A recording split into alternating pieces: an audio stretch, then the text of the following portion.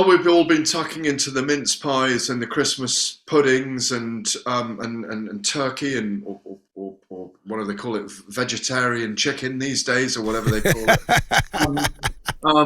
Look, I'm starting to hear noises, I think, in the last few days that this fight needs to be made soon, Tyson Fury and Alexander Usyk, for all the 4 belts. Otherwise, it'll either get delayed or move to the UK. I think there are some question marks, Ade, about how quickly it's moving forward. Frank Warren saying it needs to be signed soon. Bob Arum hinting, doesn't often say things for no reason, hinting that it might move to Wembley Stadium. I hope it does, frankly, and I hope we get it late April, early May in London. I'd love to see it be. I think that's the place for it. If a big $100 million offer comes in from the Middle East, from Saudi, then I think we'll go there. But yeah, I mean, it's a fight we really need to see before these mandatories. Daniel Dubois, Joyce, mandatories for WBA and WBO, Flip Hrgovic for the IBF, the 3 belts there that Alexander Usyk holds. Obviously, Deontay Wilder's the number 1 for the WBC now. So, they do need to get this fight over the line. Otherwise, three of those 4 sanctioning bodies are going to be putting pressure on. And we will see the belts fractured. We still may see Tyson Fury and Alexander Usyk, but it may not be for all the belts. And it'd be the first, obviously, undisputed title in the 4-belt era. The next 10 days are salient, obviously, in this fight getting over the line. I'd heard there was a big press conference announced for Thursday this week, and I was thinking, wow, are we going to get it? But actually, it's Frank Warren announcing his signing of young Moses Itauma, the 18-year-old, who I think is a massive prospect in the heavyweight division. But it's the 5 heavyweights that you mentioned, or you've mentioned 4, but I'll throw Joyce in there. They're the big names this year. Tyson Fury, Alexander Usyk, Joyce, Deontay Wilder, and Anthony Joshua. Not in that order, I hasten to add, but that's the shape of the division for me this year, and that's where all the big fights will happen. Yeah, I wonder what the delay is here with this announcement of Usyk Fury, because look, with AJ Fury, you kind of felt like, okay, maybe someone doesn't want it, maybe someone behind the scenes doesn't want it, whereas the fighters do. With Usyk and Fury, you kind of feel like, well, everyone wants it. We saw Usyk step on the canvas. You were there, right? You were right in the middle of things. Fury was shouting at him, and Usyk was just sort of stone-faced, ready, wanting the fight. He's come out. I remember when he beat AJ, he says, like, I want the fight. I want it in February, so it's the date he wanted. Fury, could it be the hand injury potentially, or the elbow injury? Like, why is there a hold-up when everyone seems to be singing from the same hymn sheet? I'm confused. Well, like you say, there could be little things in the background. Usyk obviously didn't have an interim fight. Tyson Fury did, obviously December the 3rd, that cold night at Spurs. You never know if Usyk may suddenly be saying, look, I'm not sure, I might want to tune up before I fight Tyson Fury. He may not. Like you say, Fury mentioned the hand injury. He mentioned it on the night against Chisora to me, actually, for talkSPORT afterwards. So who knows what's behind in the background? They may be looking at the purse split, the site fee, so much site fee, all those things. So, and I think they are looking at an overall site fee for it, and they want that money to come forward. It's been very quiet from the Middle East. But then again, Bob Arum and Frank Warren don't talk as much, and not maybe as available as maybe Eddie Hearn is when he talks about those things out in the open all the time. But as I say, by January, where are we now? Very early January, January the 3rd now. We need some resolution, I think, in the next week. Otherwise, we might hear different sounds, and maybe in a different location, Eddie. Yeah, I feel like we need some resolution with Anthony Joshua as well. There was a lot of talk. I remember when AJ lost to Usyk and the press conference, and it was like, okay, we're going to get him out straight away. He's going to be out early. We're looking at November, and then obviously this Fury thing came, and okay, it's not Fury, but we'll get him out in December. And then it was, okay, we're going to get him out in March, and we don't know Anthony Joshua's training situation. Eddie Hearn was on with Akenbarak on DAZN, and he said, look, the plan now is to rebuild him to become a 3-time heavyweight world champion. It's all very well being brave, listening to Twitter, going out and fighting Deontay Wilder, but there has to be a plan and a smart plan. And Eddie Hearn, I think, then said, we're going to go for a top 15 guy in March, then Dillian Whyte in the summer, and then he says Wilder, AJ by the end of the year. And look, as much as I'm Team AJ, Wilder or Fury, you mean? Yeah, Wilder or Fury. And as much as I'm Team AJ, say this now, Anthony Joshua's not fighting 3 times in 1 year. He's not done that. He's not done that since he was 2015. He just doesn't do it. He doesn't do it at all. But it doesn't. But there's nothing wrong with having that as an ambition. I hope we get that. I've always said, and I think you've sort of said the same thing. We need to see more AJ.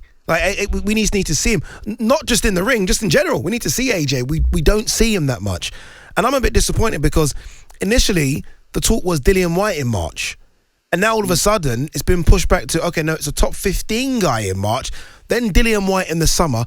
AJ doesn't need to build up to Dillian Whyte. I remember me and you kind of went back and forth on this one. AJ should get in there right now with Dillian Whyte. Surely AJ doesn't need a warm-up for Dillian Whyte, does he? No, but I tell you what, he won't be fighting the number 15 in the WBC. That's Jared Anderson. No, he's not going to do that one. For me, is one of the rising stars, by the way, everybody to keep a lookout for this year. 13-0, 13 KOs, TKOs. It'll be Otto Wallin, won't it? Look, Otto Wallin is a good guy for him because he's, I think Wallin is 3 with the WBO, which puts AJ into a fantastic position. AJ's 5-4 with all the sanctioning bodies, 5 with the WBC, WBA, and actually no, he's 4 with the WBA and IBF, and 5 with the WBO and the WBC. Otto Wallin's a great fight for him in terms of positioning. There's, I don't see, that many other guys out there that are going to sell in a big way. He's not going to fight Trevor Bryan. He's not going to fight that's not going to work. Would he fight Hrgovic? I'm not so sure. Hrgovic is 4, isn't he? And I didn't think he looked good against Zhili Zhang. I was a bit unimpressed with Hrgovic. Yeah, me too. I thought he lost to Zhili Zhang. Yeah, I really did think he lost that fight. But, look, I think Anthony Joshua, like you, should be going into a fight with Dillian Whyte late March, April, round about the same time as Tyson Fury and Alexander Usyk, so we get that positioning again. Yeah, that would really work in my view. They could throw him in against a Lucas Brown or a I don't know, someone like that. Otto Wallin, Dillian Whyte, Lucas Brown. If they're going for someone, a tune-up for Dillian Whyte, I don't see that as a great prospect. I also want to know who Anthony Joshua's trainer is going to be this year, because it doesn't look like it's Robert Garcia at the moment. Will it be Roy Jones Jr.? Yeah, it's fascinating. Yeah, it is, and I don't want to sort of be too disrespectful to this trainer setup, but it needs to be sorted. This will be Anthony Joshua's 3rd trainer in 3 fights, and that's a big problem for me as well. I mean, what you're doing, it's almost like some trainer builds you up and, okay, try this, try that, and then another trainer comes and says, no, stop that, try this, try that. It's just, honestly, it's a big mess. I think Buddy McGirt was like, the best thing for AJ, go back to Rob McCracken, go back to someone that knows you understand each other, and maybe that isn't a bad idea right now. Let's talk about Joe Joyce. I know he's a heavyweight that you really sort of have a lot of faith in.